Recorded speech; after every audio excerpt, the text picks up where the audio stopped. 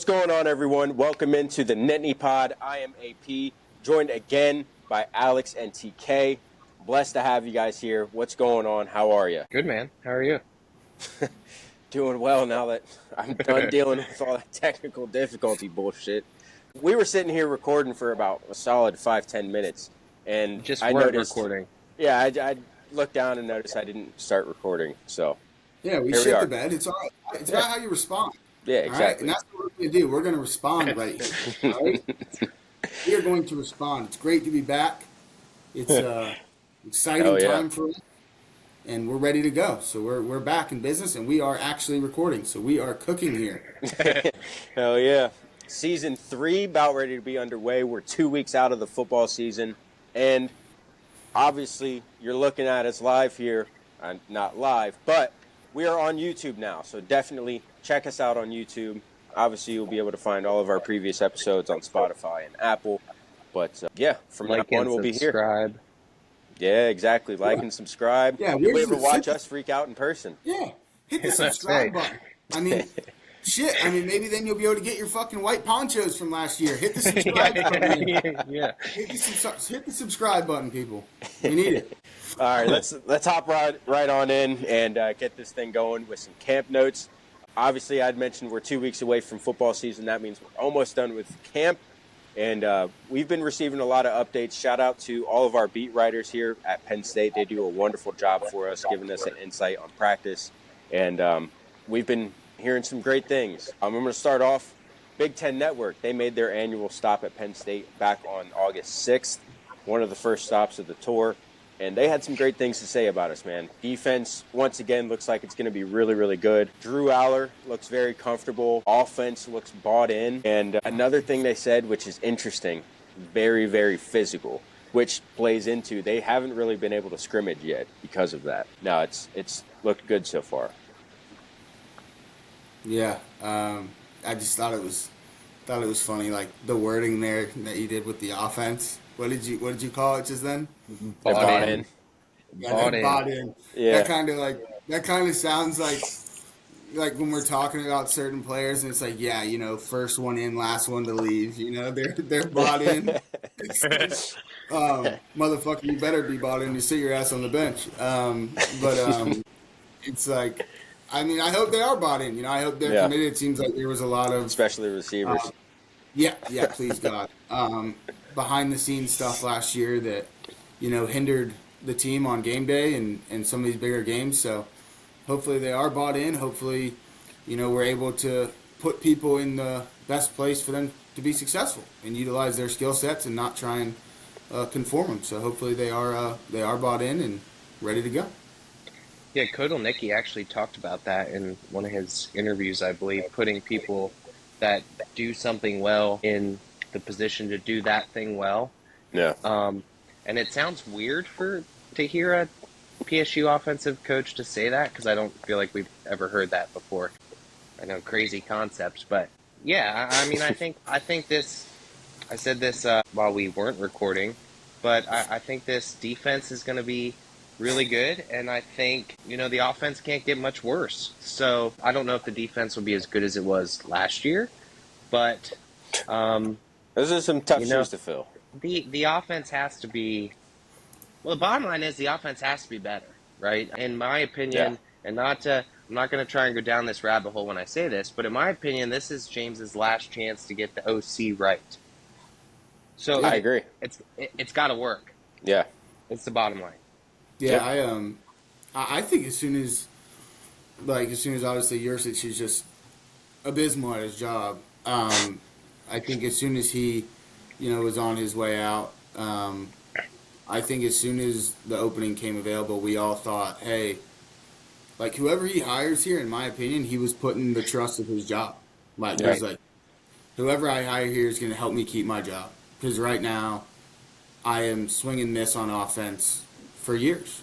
You know, I think we had like a knee-jerk reaction with Chiraka with that hire and didn't really amount to what James wanted to do. Yeah. That was like a knee-jerk. Then he gets Yurcich, who's someone that apparently he's always wanted, and obviously he sucked. So hopefully this one's right. And this guy's had proven success with less talent. I mean, that's just the Yeah. bottom line. Like Yeah. he said himself, I think he's never had the, the array of talent that he has on the field at Penn State, specifically in the tight end room, in which he's excited about, and I'm excited about. So the defense, I think it will take a step back, but I'm hoping, to Alex's point, I'm hoping the offense can take a step forward to kind of overcompensate for the defense taking a little step back, so it still evens out. You know what I mean? Yeah. Because we put the offense in some terrible spots last year, Yeah. or the defense in some terrible spots last year. Right. Sorry. Right. Yeah. Yeah. I mean, it's hard to not imagine this defense taking a step back. I mean, that's just reality of it. I do think they will still be really, really, really good. But, just comparing apples to apples last year to this year, they'll probably not be as good. But, yeah, it does all hinge on Nittany. One of the interesting things we heard day one of camp from our insiders, they had said they had saw more motion day one than they saw all of last season. Practice throughout the season, game days, all combined, which is just hilarious to me to think. And it had all of us excited, which is just extremely sad. Yeah. It's kind of embarrassing in a way. It's a low bar. But I just think it speaks to, when you're preparing for Penn State last year, when they get in certain sets, like whatever they came to, and they always look over right at the boards, and they have the little pictures that mean different things, and that's great, and everybody does that across the country. But to me, when Penn State came to the line, and the defense, saw the set, they probably had a pretty damn good idea of what the play was. Yeah. Like Yeah. there was no confusion. Like there was, and I saw, oddly enough, I saw a clip circulating when someone was in my mentions on Twitter talking about Drew Aller, sucks ass, whatever, he was terrible in 2 big games, this and that, and they showed the 4th and 4 play when we had a spread offense. And we had KLS running a little option route where he can either take it to the sidelines or kind of cut up the field or across the field. I'm sorry. And we had what did we have? We had 5 down linemen. They brought 6, so someone was unblocked. Yeah. And there was no adjustment at the line for that. No. Like that, it's like there was no And as far as play call goes, that was one play, and I'm so glad they used it. Is like, bro, there was no creativity here. It's like, well, if it's also, not here, or it's over. The play's over. Like it's also done. on that play too. I mean, it's a great look into the miscommunication between Drew and the receivers all of last year too. Because if KLS chooses the right option in that play, it doesn't even matter who's free. He's hitting them for probably a touchdown. Probably because he had outside That's another thing. With the OC being what it was in the offense, there were plays to be made at times, and they did not make them. I realize that, and that's one of them. The corner had outside leverage. He had the entire inside of the field to work with at that time, and he just chose to go to the sideline, and that's I guess what he thought was right at the time. But if he does the other thing, that's the field. The middle of the field's wide open. There's no one there. It's empty. And that could have been a touchdown there. I mean, what are we saying? And it's funny because you think back to the Ohio State game, pretty similar play. I don't know if it was an option route, but he had to break the inside, field wide open. Drew actually got the ball, I guess not to him because it got batted down, but even when it was going right, it wasn't. Yeah. Yeah, I mean, you almost wonder if Nittany will allow Drew to a little bit more freedom at the line, or will Nittany just be one of those guys that is better at adjusting at the line? Because kind of like TK said, we had 5 down linemen, they brought 6. Somebody's unblocked. Where's the hot route? Where's something? And they right? did it every time. Yeah, it wasn't we know our quarterback's going to get hit in the mouth if he holds the ball too long. Where's the ball going? And it just seemed like that never happened with last year offense. Yeah. And that should be a natural progression thing with Drew as far as having command of the offense when he gets to the line. He's a third year quarterback now. He should be able to have the keys to the offense to be able to do that. He was just voted captain this week. Well, something he's got to. I don't want to disagree with what you're saying, but I will say with it being a brand new offense, I don't know if he's going to get the keys right away.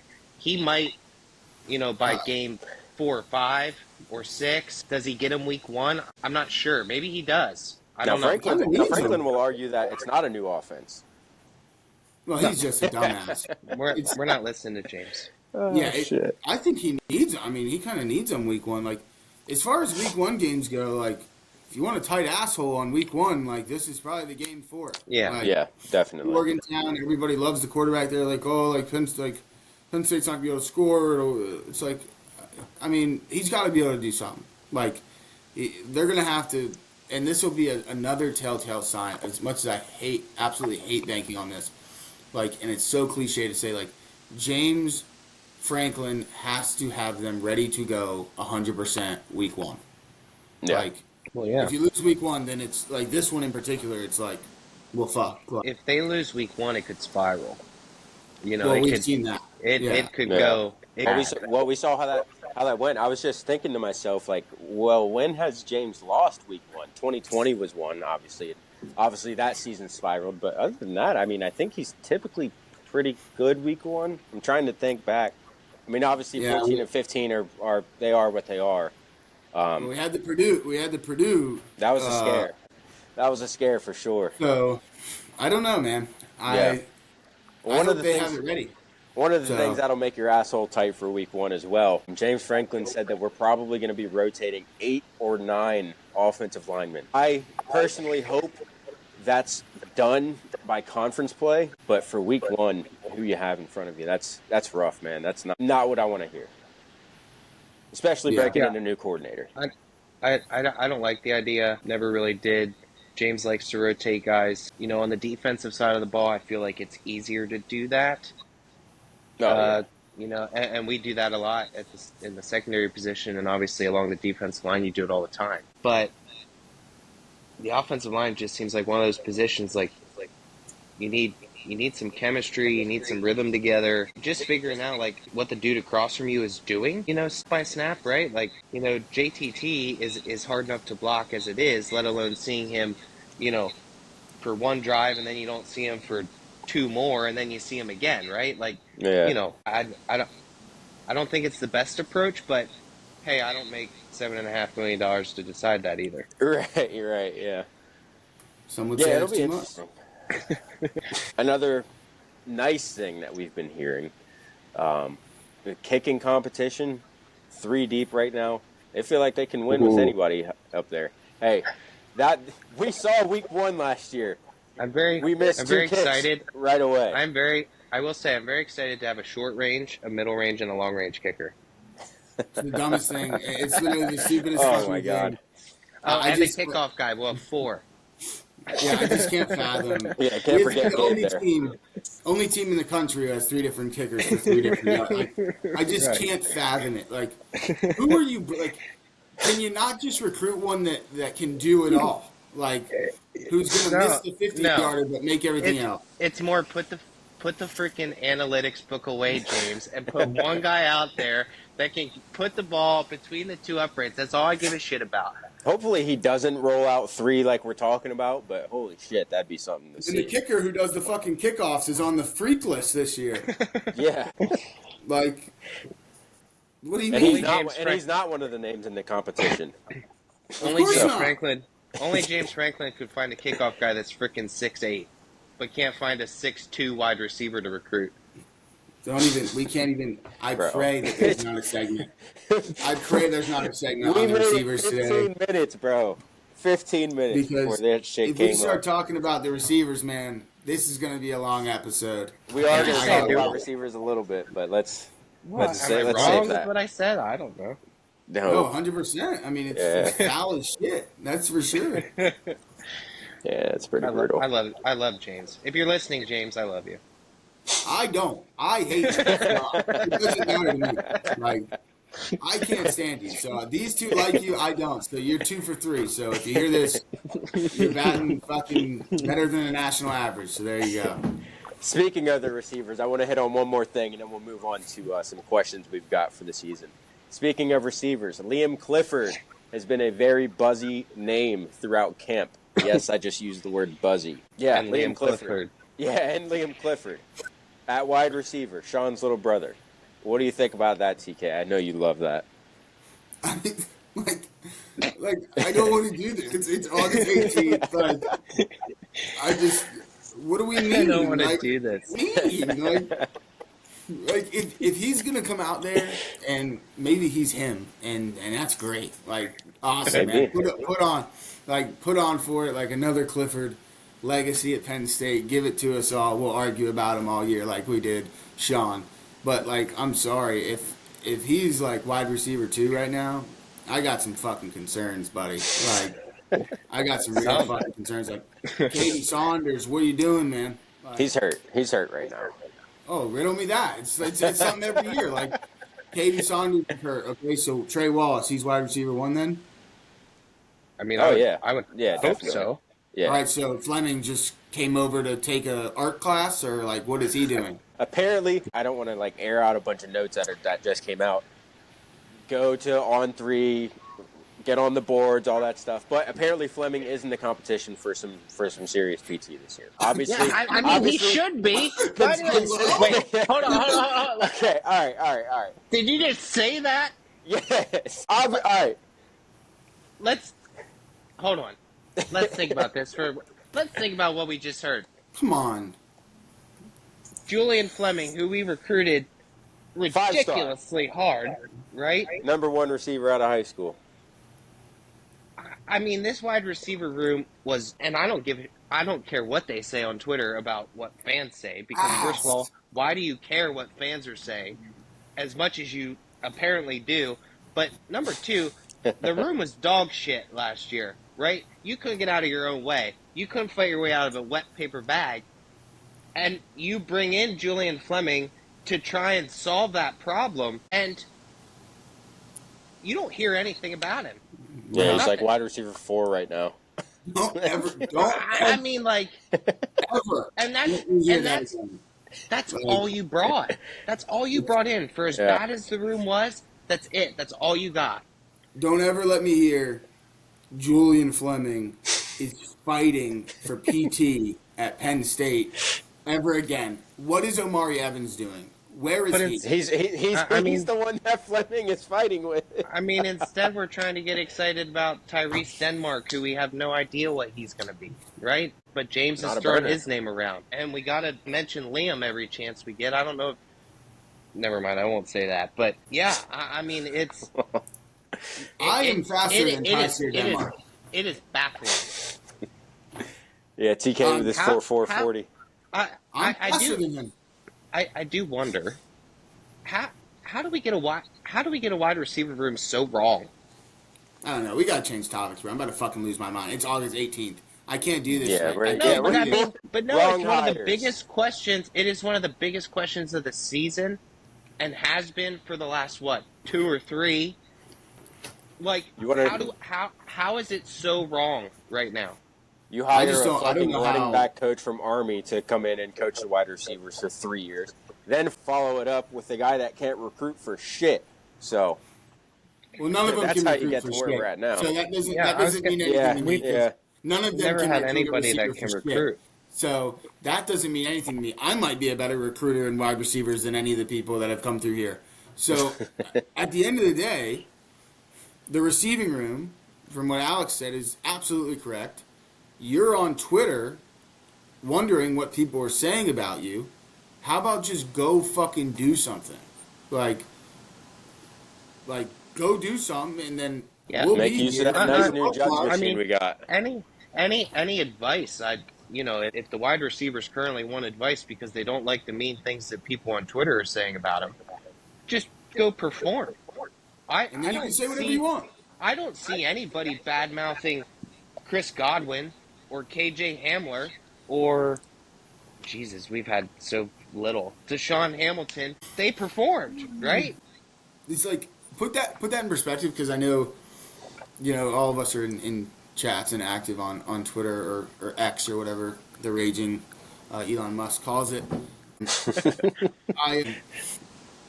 We get into this a lot, and I think it's important to note that the only people like throughout James's tenure there. So you have Allen Robinson, right? Mm-hmm. You have Chris Godwin. You have Jahan Dotson. You have Parker Washington.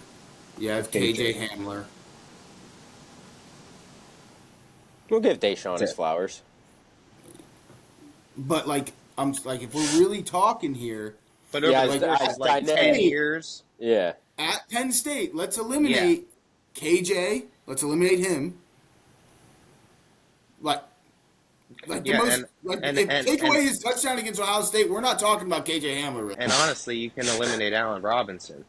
Eliminate Allen Robinson. Was a Bill O'Brien That's not guy. a James, and that's not a James recruit at all. Yeah. No. So, Jahan, Parker, Chris. Parker didn't even really max out what he No. could have done. No. So you have 3 in 10 years. Right. It's sad. Motherfucker, people in in our conference have 3 a year. Yeah. We're talking 10. Give me a shot. If you see this, yeah, James, I can't Give me stand a you. shot. I hate you. But I'll do it. I'll commit to the recruiting. Give me your helicopter, get the hours up, and I'll go find some receivers, man. I'll go find some receivers for you, man. And I won't even talk to you. We don't even have to communicate. I'll find them for you. Took us a good 22 minutes to get onto the receiving room already. We're off to a hot start here, boys. But it's a huge question, and it's going to be all year. Yeah. I mean, we'll have to see how it plays out. Yeah. Yeah. We have tight ends for receivers, and everyone else has receivers for receivers. That's what we have. Yeah. And apparently Nick Singleton is going to be a good receiver this year, too. If he can catch the ball. Yes. Yeah, we'll see. Obviously, of course, it's been a long off season. We just had this long conversation about receivers, so there's been a lot of topics of conversation brought up that bring up questions that you ask about the season, and we've definitely got received quite a few from Twitter, so we're just going to dive right into those and answer a few of those. So I'm going to start off, the biggest one. What do you consider to be a successful 2024 season? This is tough, man. Oh, man. So, number one, you have to make the playoffs. Have to. No ifs, ands, or buts about it. I've gone back and forth if you have to win a playoff game. I almost feel like you do. But I will put in the Caveat was correct. asterisk of maybe it depends on who you play. But you have to make the playoffs. And I really do think that James has to then not only make the playoffs, but prove, because of where we are in his tenure, that he can win a playoff game too. And I think he has to do that sooner than later. I don't think I know the fan base isn't gonna. I'm not sure if Pat Kraft and the board is going to either allow him to take 4 or 5 or 2 or 3, however long you want to put it, years to win a playoff game. So you have to make the playoff for sure. If you don't make the playoff, just leave. Just get out. And then I think you have to win a playoff game. I think that's successful. Yeah. Yeah. I tend to agree with that because, I mean, if you just make the playoffs and get, first round, get rounded, you finish as a top 12 team, which is no different from years past. And in an expanded playoff, it doesn't mean jack shit that you made the playoff. If you're getting bounced and you finish 10th, 11th, 12th, whatever, okay, doesn't fucking matter. Get into the playoff and win a playoff game, and then I'll consider it a successful season. I won't be upset if they make the playoffs and get rounded. I won't be like, I won't be super upset. But you at least have to fucking make it. You have to. And, I mean, like we've said for the past 2 years, it feels more real this year. If not now, then when? Because you're likely, assuming the scouts like Drew as much as they say, you're likely going to lose your quarterback. You're likely going to lose 1 or 2 running backs. You're going to lose both safeties. I don't know, man. You have to. Abdul Carter, gone. Dennis Sutton, gone. All of, your top 3 defensive tackles, gone. I think I'll let TK go first, then I'll I'll add on to what Aaron said. Yeah, I think it really breaks down like who you're asking. I think it's three different answers. I think, at least for me, I think 11 wins in the regular season, going 11-1, Yeah. would be a successful season. I think anything less than that would be unsuccessful. I think obviously because 11-1 gets you in the playoff for sure at Penn State. I think that's a guarantee. So that's the fans' perspective. At least me being a fan, that would be my perspective on a successful season.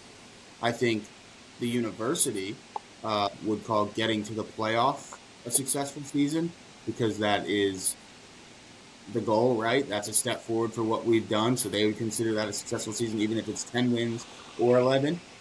But for James in particular, I think for it to be a success for him, he needs to get to the playoff, whether it be 10-2 or 11-1, and win a playoff game. He cannot just get there and, similar to what Aaron was saying, lose. That is not a successful season for him.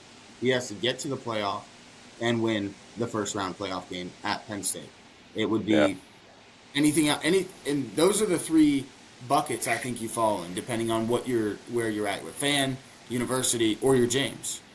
Like, especially if it's a home playoff game, dude. I mean, you can't. mean, if he loses that, I mean, people, and Alex mentioned it earlier, and I firmly agree with him. If he doesn't make the playoff this year and it's expanded, I mean, just get the fuck out. Like, just leave. Like, just leave on your own, because we could do that with anybody. Like, you could not make the playoff in a 12 team with anybody else. So yeah, it's not hard to not make the playoff. No, we've done it enough. Yeah, we know plenty about that.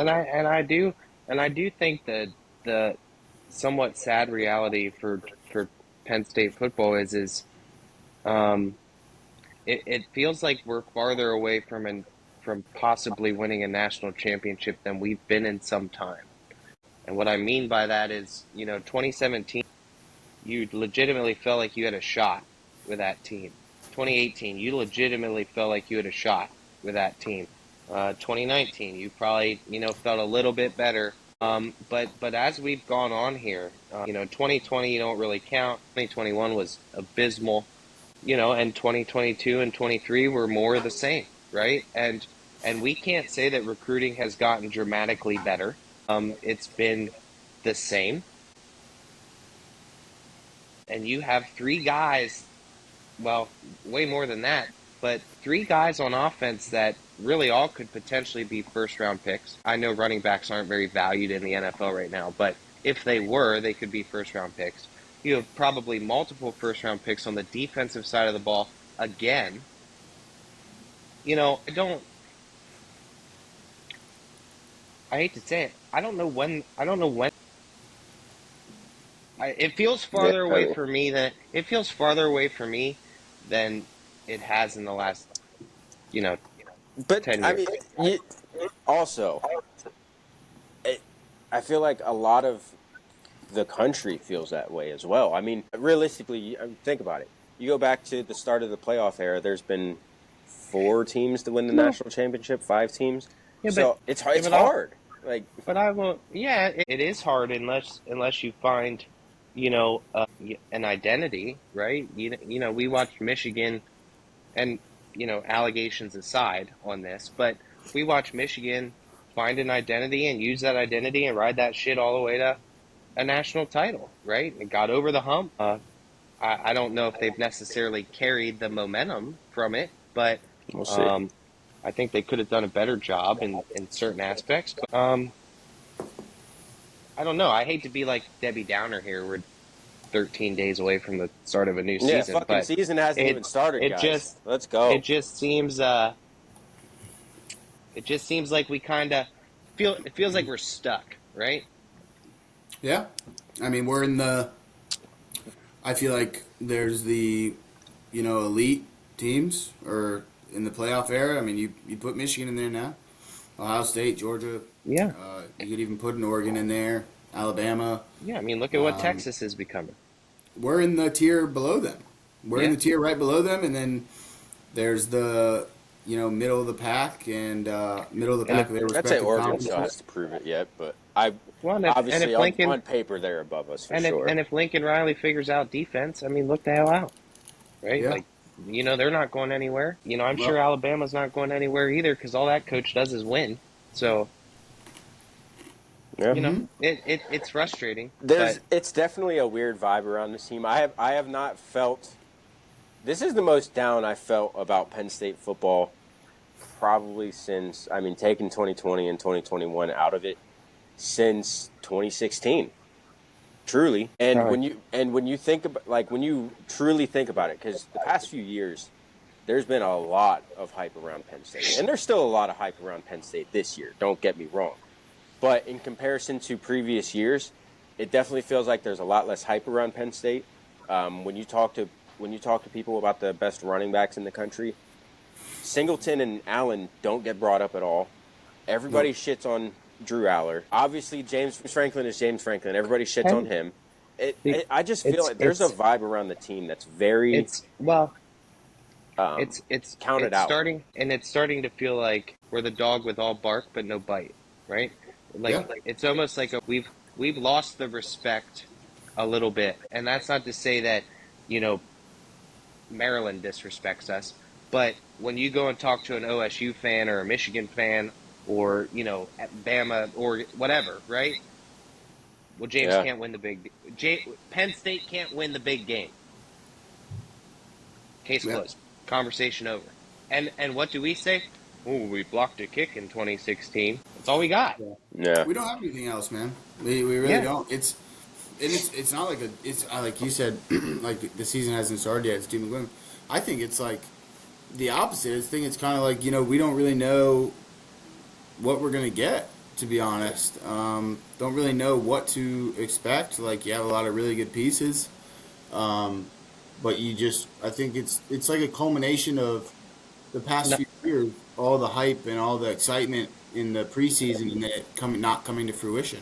I think that's yeah. all No, it is. And yeah. Yeah. And I agree completely. There's been nothing in the Franklin era that has given us the ability to be confident in anything, right? Did any of us think 2021 was going to end with 5 losses? We can be No. confident that we're going to beat Maryland and Rutgers every year. Right, and there is certain things that we can be confident about. Did anybody think 2018 was going to end in 3 losses? No, right? Like, it's hard to like. I'm fully expecting. I shouldn't say expecting, but I fully think this team can go 11-1. All right.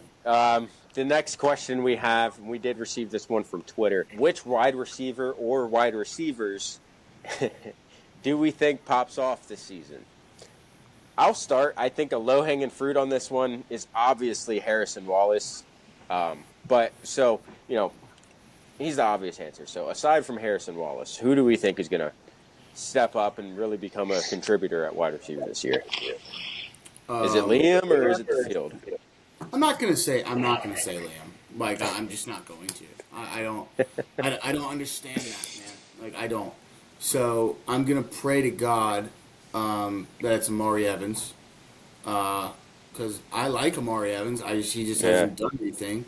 I liked Caden Saunders too, but I just think Amari Evans is somebody that we can use to stretch the field. Like I don't know if he, and I'm just not familiar, but I don't know if he can do anything else very well. So like let's use him to stretch the field, do what he's good at, and hopefully some big numbers come from that. But Trey Wallace is a layup for sure.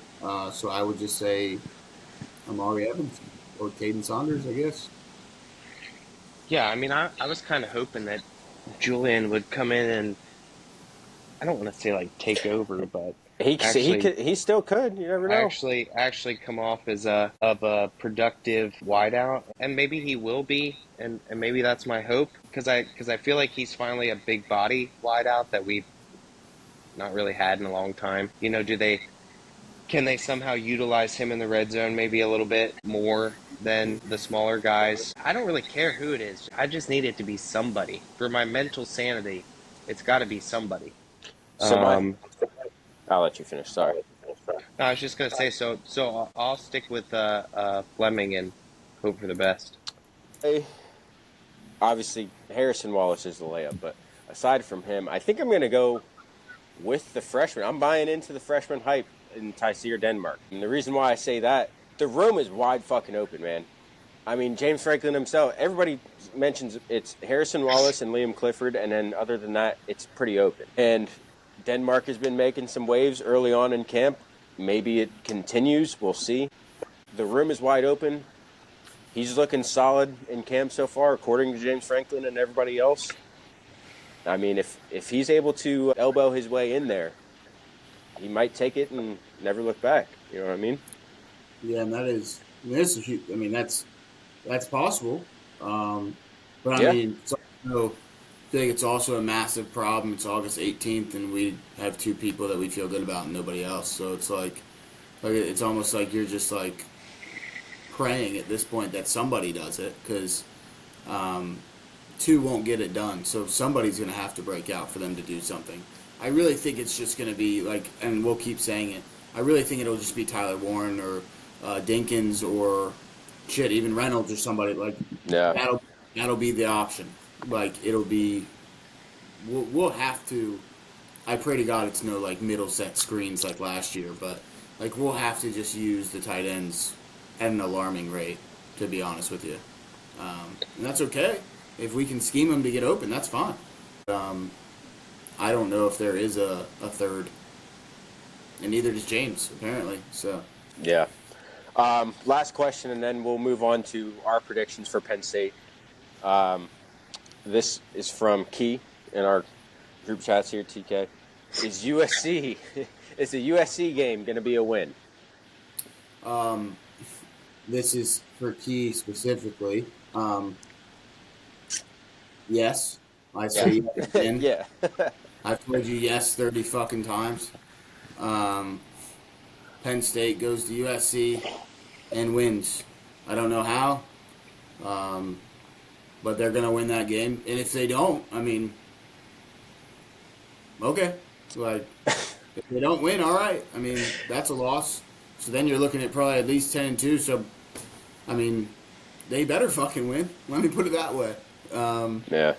I think they do. I think they do go. I think even if USC is not ranked highly at the time when we go down there, that is a version of a big win for James.